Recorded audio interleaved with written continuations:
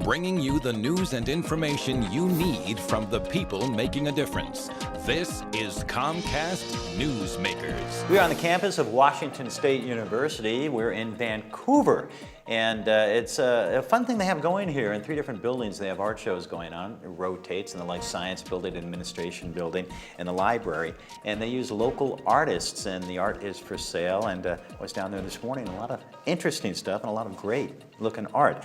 We're so glad you're with us on Comcast Newsmakers. I'm Ken Ackerman. Joining us is Senator Joseph Zarelli, state senator in Washington. And whoa, what a time to talk about the budget with the current economy. However, you say we've got a deficit going that the current economy didn't even affect. It really hasn't caught up to us yet, or it's starting to catch up to us.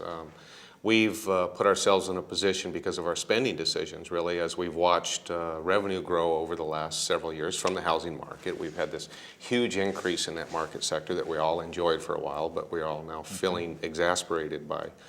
We had quite a bit of a surplus built up in the state government as far as revenue coming in. So a lot of decisions were made about how to spend that money, rather than realizing on the horizon to come was that sector of the economy would certainly go back down to historical numbers. Certainly none of us expected it to go the way maybe it has. But we all knew that eventually that number would stop growing at the pace that it was. With the current economy notwithstanding, you have an over $3 billion budget you're looking at right now. Deficit. While we still have projected revenue growth for this biennium of 5%, and I think anybody in business today or an individual going to their boss would love to see a 5% increase in their revenue over the previous period, we still have positive revenue growth. The problem is that we've spent at a rate of 2.5 times what our projected revenue growth is. So we took all that surplus money and put it into new entitlement type programs that we have a responsibility then to fund into the future. So they weren't one-time expenditures in the use of that money. So now we've created this, what we call a bow wave in kind of Olympia talk, where when you implement a program today, there's a cost factor that carries forward into the future.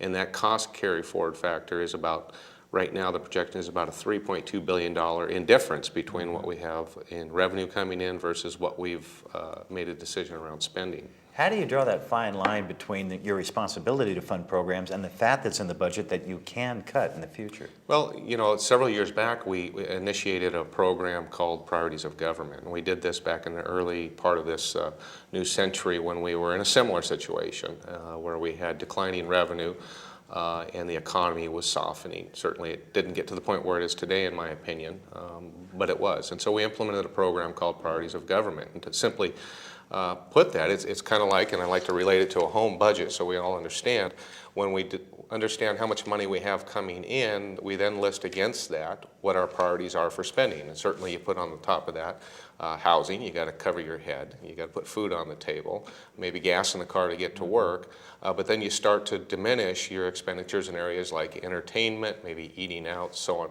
you know, vacation trips. So it's the same theory that we applied to government, and that is to really list out everything in a kind of a 1 through 1,000, if you will, and look at what's at the top and how far we can really afford to get to the bottom of that list as far as our priorities.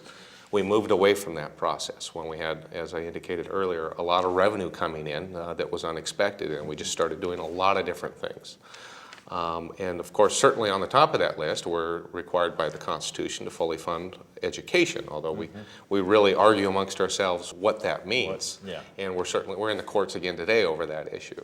It hasn't been resolved. So to go back to that process and prioritize where government has its core responsibilities, and in this type of an economy, certainly in the top end of that priority list, in my opinion, should be how do we get the economy moving again? How do we invest in the workforce and higher education and different methodologies that will help get people back to work, or at least prepare to get them back to work when the economy does rebound. Well, Senator Zarelli, thank you very much, and I know you have to get back to Olympia, so we're going to let you go right now. Thanks for being with us, and we'll have you on again. All right, thank you very much. Thank you for being here on Comcast Newsmakers. I'm Ken Ackerman. For everyone here, make it a great day.